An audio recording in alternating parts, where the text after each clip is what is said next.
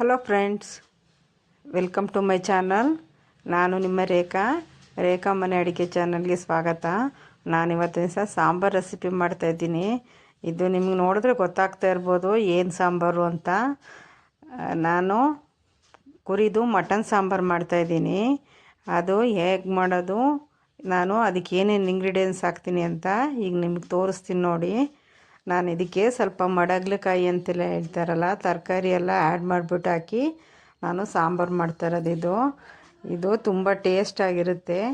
ಹಾಗಾಗಿ ನೀವು ಒಂದು ಸಲ ಇದನ್ನು ಮಾಡ್ಕೊಳ್ಳಿ. ಮಾಡೋದು ಹೇಗೆ ಅಂತ ಈಗ ತೋರಿಸ್ಕೊಡ್ತೀನಿ ನೋಡಿ. ಈ ಥರ ಫ್ಯಾಟ್ ಮಟನ್ ತೊಗೊಂಬಂದಿದ್ರು ನಮ್ಮ ಮನೆಯವ್ರು, ಎಳೆದು 1/4 kg ಅಷ್ಟು.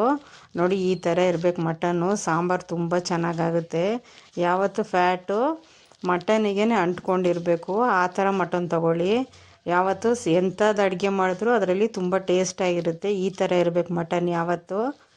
ನೋಡಿ, ಹಿಂಗೆ ತುಂಬ ಚೆನ್ನಾಗಿರುತ್ತೆ. ನಮ್ಮಲ್ಲಿ ಮಾತ್ರ ಮಟನ್ ತುಂಬ ಚೆನ್ನಾಗಿದೆ ತರ್ತಾರೆ ನಮ್ಮ ಮನೆಯವರು. ಜಾಸ್ತಿ ಆದರೂ ಪರವಾಗಿಲ್ಲ ಅಂತ ರೇಟು. ಇದು ನಾಟಿ ಕ್ಯಾಪ್ಸಿಕಮ್ ನೋಡಿ. ಇದು ಮತ್ತು ಇದು ಮೊಟ್ಟೆ ಕಾಳು ಅಂತಾರಲ್ಲ, ಅದು ಒಂದು ಅರ್ಧ kg ಅಷ್ಟು ತಂದಿದ್ರು. ನಾನು ಸ್ವಲ್ಪ ತೊಗೊಂಡಿದ್ದೀನಿ. ಒಂದು ಕಟ್ಟಷ್ಟು ಮೆಂತ್ಯ ತೊಗೊಂಡಿದ್ದೀನಿ.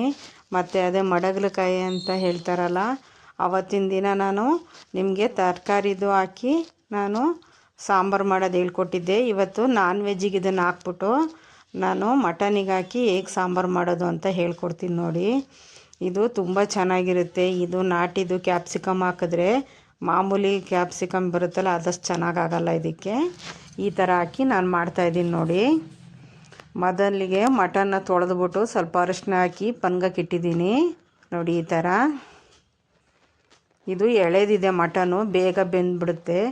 ಆದ್ರೂ ನಾನು ಒಂದು 2 ವಿಷಲ್ ಹೊಡೆಸ್ಕೊತೀನಿ. ಯಾಕೆ ಅಂದರೆ ಕುರಿ ಮಟನಲ್ಲ ಸ್ವಲ್ಪ ಗಟ್ಟಿ ಅನಿಸುತ್ತೆ. ಹಾಗಾಗಿ ಸ್ವಲ್ಪ ಸಾಫ್ಟಾಗಿ ಬೇಯಬೇಕು ಅಂದರೆ 2 ವಿಷಲ್ ಹೊಡೆಸ್ಕೊಂಡ್ರೆ ಸಾಕು, ಸಣ್ಣದಾಗಿ. ಈಗ ಇದಕ್ಕೇನೆ ನಾನು ನೋಡಿ ತರಕಾರಿ ಇಲ್ಲಿ ಹೆಚ್ಚಿಟ್ಕೊಂಡಿದ್ದೀನಿ. ಮಡಗಲಕಾಯಿ, ಅದು ಮೊಟ್ಟೆ ಕಾಳು ಅಂತಾರಲ್ಲ, ಅದು ಎಲ್ಲ ಹೆಚ್ಚಿಟ್ಕೊಂಡಿದ್ದೀನಿ.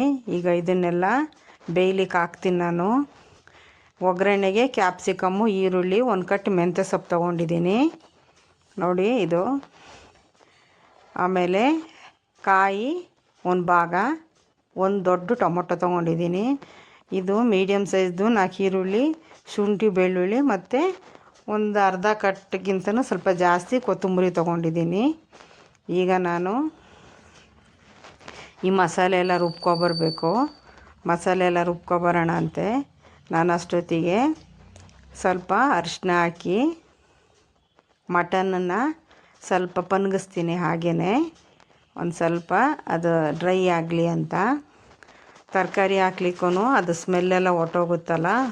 ಯಾವತ್ತು ಸ್ವಲ್ಪ ಮಟನ್ನ ಬೇಯೋಕ್ಕಿಡೋಕ್ಕೆ ಮುಂಚೆನೇ ಸ್ವಲ್ಪ ಅರಿಶಿನ ಹಾಕಿ ಈ ಥರ ಉಣ್ಗಿಸಿದ್ರೆ ಸ್ಮೆಲ್ಲೆಲ್ಲ ಹೊರ್ಟೋಗುತ್ತೆ. ಹಾಗಾಗಿ ಸ್ವಲ್ಪ ಅರಿಶಿನ ಹಾಕಿ ಈ ಥರ ಸ್ವಲ್ಪ ಉಣ್ಗಿಸ್ಬೇಕು.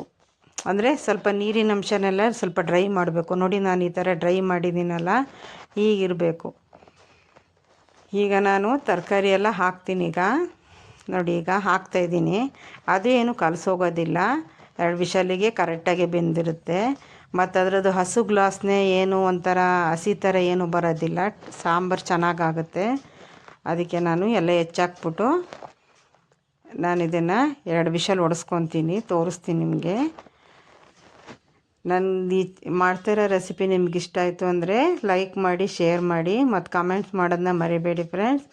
ನೀವು ಈ ರೆಸಿಪಿನ ಟ್ರೈ ಮಾಡಿ. ಮಾರ್ಕೆಟಲ್ಲೆಲ್ಲ ಈಗ ಸಿಗುತ್ತೆ ಈ ಮಡಗಲಕಾಯಿ ಅಂತ. ಅದನ್ನು ನೀವು ತೊಗೊಂಬಂದು ಈ ಥರ ಹಾಕಿ ಟೇಸ್ಟ್ ಮಾಡಿ. ನಮ್ಮಲ್ಲಿ ನಮ್ಮ ಅತ್ತೆಯವರೆಲ್ಲ ಅವಾಗ ಮಾಡೋರಂತೆ.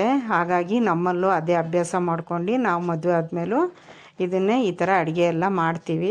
ಆದರೆ ಸಾರು ಮಾತ್ರ ತುಂಬ ಚೆನ್ನಾಗಿರುತ್ತೆ. ನಾನಿಲ್ಲಿ 1 ಗ್ಲಾಸಷ್ಟು ನೀರು ಹಾಕ್ತಾಯಿದ್ದೀನಿ ಅಷ್ಟೇ ಮಟನ್ ಬೇಯಲಿಕ್ಕೆ. ಈಗ ಲಿಡ್ನ ಕ್ಲೋಸ್ ಮಾಡಿ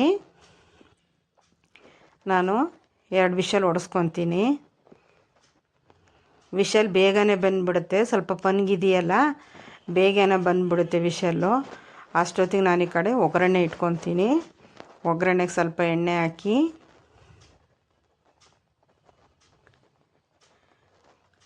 ಅದಕ್ಕೆ ಈರುಳ್ಳಿ ಮತ್ತು ಕ್ಯಾಪ್ಸಿಕಮ್ಮು ಮತ್ತು ಮೆಂತ್ಯ ಸೊಪ್ಪು ಇದೆಯಲ್ಲ ಅದಷ್ಟನ್ನು ನಾನು ಒಗ್ಗರಣೆಗೆ ಹಾಕ್ತಾಯಿದ್ದೀನಿ. ಅದು ಚೆನ್ನಾಗಿ ಫ್ರೈ ಆಗಬೇಕು. ಮೆಂತ್ಯ ಸೊಪ್ಪೆಲ್ಲ ಒಗ್ಗರಣೆಗೇ ಹಾಕಬೇಕು, ಆವಾಗಲೇ ಸಾಂಬಾರು ಟೇಸ್ಟಾಗಿ ಚೆನ್ನಾಗಾಗೋದು. ನೋಡಿ ಎಣ್ಣೆ ಕಾಯ್ದಿದೆ. ಈಗ ಮೊದಲಿಗೆ ಅದು ನಾಟಿ ಕ್ಯಾಪ್ಸಿಕಮ್ ಬರುತ್ತೆ, ಇದರಲ್ಲಿ ಬೋಂಡ ಇದು ಬಜ್ಜಿ ಮಾಡಿದ್ರೆ ತುಂಬ ಚೆನ್ನಾಗಿರುತ್ತೆ ಫ್ರೆಂಡ್ಸ್. ಸ್ವಲ್ಪ ಖಾರವಾಗಿರುತ್ತೆ ಇದು ಸ್ವಲ್ಪ, ಆದರೂ ತುಂಬ ಚೆನ್ನಾಗಿರುತ್ತೆ. ನೋಡಿ ಈರುಳ್ಳಿ ಹಾಕ್ತಾಯಿದ್ದೀನಿ. ಈಗ ಮೆಂತ್ಯ ಸೊಪ್ಪನ್ನು ಹಾಕ್ತಾಯಿದ್ದೀನಿ. ಇದು ಚೆನ್ನಾಗಿ ಫ್ರೈ ಆಗಬೇಕು ಮೆಂತ್ಯ ಸೊಪ್ಪು ಎಲ್ಲ. ಯಾಕೆಂದರೆ ಪ್ಯಾಟ್ ಮಟನ್ ಇರುತ್ತಲ್ಲ, ಅದಕ್ಕೆ ಈ ಥರ ಸ್ವಲ್ಪ ಮೆಂತ್ಯ ಸೊಪ್ಪೆಲ್ಲ ಹಾಕಿದ್ರೆ ಅದ್ರದ್ದು ಸ್ಮೆಲ್ಲು ಜಿಡ್ಡು ಎಲ್ಲ ಬರೋದಿಲ್ಲ, ಟೇಸ್ಟ್ ಚೆನ್ನಾಗಿರುತ್ತೆ ಅಂತ. ಹಾಗಾಗಿ ನಾವು ಮೆಂತ್ಯ ಸೊಪ್ಪೆಲ್ಲ ಈ ಥರ ಹಾಕಿ ಮಾಡ್ತೀವಿ. ನೀವುಗಳೆಲ್ಲ ಯಾವ ಥರ ಮಟನ್ ಸಾಂಬಾರು ಮಾಡ್ತೀರಾ ಅಂತ ಕಮೆಂಟ್ ಮಾಡಿ ತಿಳಿಸಿ ಫ್ರೆಂಡ್ಸ್. ನಾನೀಗ ನೋಡಿ ಒಗ್ಗರಣೆ ಪನ್ಗಿದೆ. ಫಸ್ಟು ಶುಂಠಿ ಬೆಳ್ಳುಳ್ಳಿ ಈರುಳ್ಳಿ ಮತ್ತು ಕೊತ್ತಂಬರಿ ಸೊಪ್ಪು ರುಬ್ಬಿದ್ನಲ್ಲ ಆ ಮಸಾಲೆ ಹಾಕ್ತಾಯಿದ್ದೀನಿ. ಅದು ಚೆನ್ನಾಗಿ ಫ್ರೈ ಆಗಬೇಕು, ಹಸಿ ವಾಸನೆ ಹೋಗೋ ತನಕ. ನೋಡಿ ಈ ಥರ ಹಸಿ ವಾಸನೆ ಹೋಗೋ ತನಕ ಇದು ಫ್ರೈ ಆಗಬೇಕು. ನೋಡಿ ವಿಶಲ್ ಹಾರಿದೆ. ಈಗ ಲಿಡ್ನ ಓಪನ್ ಮಾಡಿ ತೋರಿಸ್ತೀನಿ. ನೋಡಿ ಕರೆಕ್ಟಾಗಿ ಬೆಂದಿದೆ ಎಲ್ಲ. ನೋಡಿ ಎಲ್ಲ ಕರೆಕ್ಟಾಗಿ ಬೆಂದಿದೆ. ಮಟನು ಕೂಡ ತುಂಬ ಸಾಫ್ಟಾಗಿ ಬೆಂದಿರುತ್ತೆ. ನೋಡಿ ಹಿಂಗೆ ಮುಟ್ಟಿದ್ರೆ ಪಟ್ಟಂತ ಮುರಿಯಾಗಿರ್ಬೇಕು ಈ ಥರ, ಆವಾಗ ಮಟನ್ ಸಾಂಬಾರು ಚೆನ್ನಾಗಿರುತ್ತೆ, ಮಟನು ಸಾಫ್ಟಾಗಿರುತ್ತೆ. ಒಂದೊಂದು ಮಟನ್ನು ಬೆಂದಿರುತ್ತೆ, ಆಮೇಲೆ ನೋಡಿದ್ರೆ ಮತ್ತೆ ಗಟ್ಟಿ ಆದಂಗೆ ಆಗ್ಬಿಡುತ್ತೆ. ಆ ಥರ ಆಗಬಾರ್ದು. ಅದಕ್ಕೆ ಮಟನ್ನ ನೋಡಿಬಿಟ್ಟು ತೊಗೊಂಬನ್ನಿ. ಈಗ ನಾನು ಕಾಯಿ ಟೊಮೊಟೊ ರುಬ್ಬಿ ಇಡ್ತೀನಿ, ಆದರೆ ಈಗ ಹಾಕೋದಿಲ್ಲ, ರುಬ್ಬಿ ಇಡ್ತೀನಿ ಅಷ್ಟೇ. ಈಗ ತೋರಿಸ್ತೀನಿ ನೋಡಿ. ಅದಕ್ಕೆ ಸ್ವಲ್ಪ ಖಾರ ಪೌಡ್ರು, ಸಾಂಬಾರು ಪೌಡ್ರು ನೋಡಿ ಕುದ್ದಿದೆ. ಈಗ 2 ಸ್ಪೂನಷ್ಟು ಧನಿಯಾ ಪೌಡ್ರ್ ಹಾಕ್ತಾಯಿದ್ದೀನಿ. ಮತ್ತು 1 ದೊಡ್ಡ ಸ್ಪೂನು ಖಾರ ಪೌಡ್ರ್ ಹಾಕ್ತಿದ್ದೀನಿ.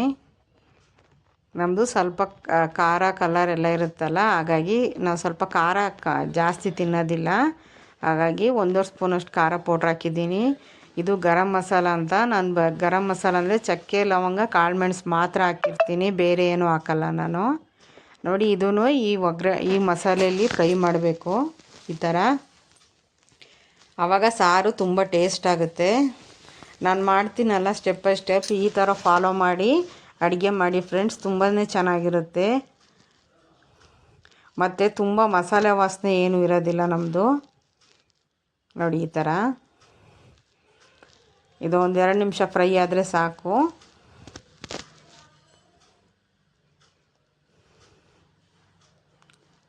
ಈಗ ಫ್ರೈ ಆಗ್ತಿದ್ದಂಗೆ ಮಟನ್ ಬೆಂದಿದೆಯಲ್ಲ ನೋಡಿ, ಅದನ್ನು ನಾನು ಹಾಕಿ ಇದ್ರ ಜೊತೆ ಒಂದು ಕುದಿ ಕುದಿಸ್ತೀನಿ.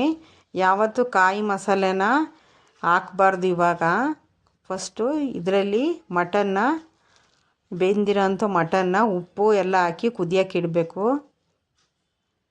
ಆಮೇಲೆ ಕಾಯಿ ಹಾಕಬೇಕು ಲಾಸ್ಟಿಗೆ. ಇದು ಮಸಾಲೆಯಲ್ಲಿ ಚೆನ್ನಾಗಿ ಉಪ್ಪು ಖಾರ ಎಲ್ಲ ಹಿಡ್ಕೋಬೇಕು. ಹಾಗಾಗಿ ನಾನೀಗ ನೋಡಿ ಚೆನ್ನಾಗಿ ಎಣ್ಣೆ ಎಲ್ಲ ಬಿಟ್ಕೊತಾ ಇದೆ. ಈ ಥರ ಫ್ರೈ ಆದರೆ ಸಾಕು.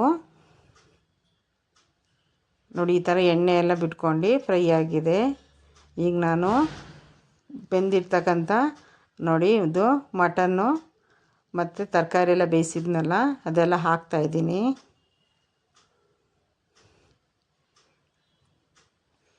ಈಗ ಇದನ್ನು ರುಚಿಗೆ ತಕ್ಕಷ್ಟು ಉಪ್ಪು ಹಾಕ್ಬಿಟ್ಟು ಈಗ ಒಂದು ಸತಿ ಇದನ್ನು ಕುದಿಲಿಕ್ಕಿಡೋಣ. ಇದು ಚೆನ್ನಾಗಿ ಕುದಿಬೇಕು ಫಸ್ಟು ಮಸಾಲೆಯಲ್ಲಿ, ಆಮೇಲೆ ಕಾಯಿ ಮತ್ತು ಟೊಮೊಟೊ ರುಬ್ಬಿದ್ದೀವಲ್ಲ ಅದನ್ನು ಹಾಕೋಣ. ನೀವು ಬೇಕು ಅಂದರೆ ಹಾಕೋಬೋದು, ಒಬ್ಬೊಬ್ಬರು ಕಾಯಿ ಇಷ್ಟಪಡಲ್ಲ ಅಂದರೆ ಈಗ ಅದೇ ಥರ ಊಟ. ನಾನು ಸಾಂಬಾರು ಸ್ವಲ್ಪ ಜಾಸ್ತಿ ಬೇಕು ಅಂಥೇಳಿ, ನಮ್ಮಲ್ಲಿ ಸಾಂಬಾರು ಇಷ್ಟಪಟ್ಟು ಊಟ ಮಾಡ್ತಾರೆ, 2 ಟೈಮಿಗೆ ಹಾಕೋಷ್ಟು ಮಾಡ್ತಾಯಿದ್ದೀನಿ ನಾನು. ಹಾಗಾಗಿ ಸ್ವಲ್ಪ ಕಾಯಿ ಹಾಕ್ತೀನಿ.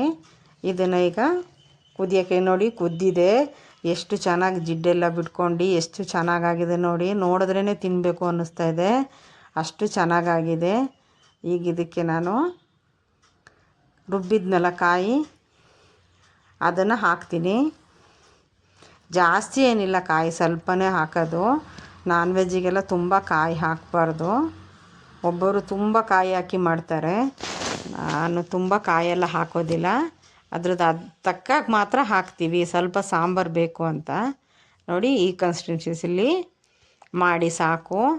ಈಗ ಇದನ್ನು ಚೆನ್ನಾಗಿ ಕುದಿಲಿಕ್ಕೆ ಬಿಟ್ಟರೆ ರೆಡಿ ಆಯಿತು ಸಾಂಬಾರು. ನೋಡಿ, ಸಾಂಬಾರು ರೆಡಿಯಾಗಿದೆ. ನಮ್ಮಲ್ಲಿ ಅರ್ಜೆಂಟ್ ಮಾಡಿದ್ರು ಅಂತ ನಾನು ಊಟಕ್ಕೆಲ್ಲ ಬಡಿಸೇಬಿಟ್ಟೆ. ಲಾಸ್ಟಿಗೆ ನಮ್ಮನೆಯವ್ರಿಗೂ ಊಟಕ್ಕೆ ಬಡಿಸ್ತಾಯಿದ್ದೀನಿ. ನೋಡಿ, ಆವಾಗ ಹಾಕ್ತಾಯಿದ್ದೀನಿ. ನೋಡಿದ್ರೆ ಗೊತ್ತಾಗುತ್ತೆ ನಿಮಗೆ, ಪಾತ್ರೆಯಲ್ಲಿ ಸಾಂಬಾರೆಲ್ಲ ಅರ್ಧದಷ್ಟು ಖಾಲಿನೇ ಆಗೋಗ್ಬಿಡ್ತು. ಊಟಕ್ಕೆ ಬಡಿಸೇ ಬಿಟ್ಟಿದ್ದೆ ನಾನು. ಈಗ ಲಾಸ್ಟಲ್ಲಿ ನಮ್ಮನೆಯವ್ರಿಗೆ ಬಡಿಸ್ತಾಯಿದ್ದೀನಿ. ನೋಡಿ, ಮಟನ್ ಸಾರು ಎಷ್ಟು ಜಿಡ್ಡಾಗಿ ಎಷ್ಟು ಚೆನ್ನಾಗಿದೆ ಅಂದರೆ ತುಂಬಾ ಚೆನ್ನಾಗಿದೆ ಸಾಂಬಾರು. ನೋಡಿ, ಈ ರೆಸಿಪಿ ಇಷ್ಟ ಆಯಿತು ಅಂದ್ಕೊತೀನಿ. ನೀವು ಈ ರೆಸಿಪಿನ ಟ್ರೈ ಮಾಡಿ. ನಾನು ಮತ್ತೊಂದು ರೆಸಿಪಿ ಜೊತೆ ಬರ್ತಾ ಇರ್ತೀನಿ. ನಿಮ್ಮ ರೇಖಾ. ನಾನು ಇದನ್ನು ಮುದ್ದೆ ಜೊತೆ ಸರ್ವ್ ಮಾಡ್ತಾಯಿದ್ದೀನಿ. ಲಾಸ್ಟಿಗೆ ನಮ್ಮನೆಯವ್ರು ಊಟಕ್ಕೆ ಕೂತಿದ್ರ, ಅವರಿಗೆ ಸರ್ವ್ ಮಾಡ್ತಾಯಿದ್ದೀನಿ. ನೋಡಿ, ಮಟನ್ನು ಮತ್ತು ಕಾಳು, ಅದು ಮಡಗ್ಲಕಾಯನ್ನೆಲ್ಲ ಅದೆಲ್ಲ ಹಾಕ್ತಾಯಿದ್ದೀನಿ.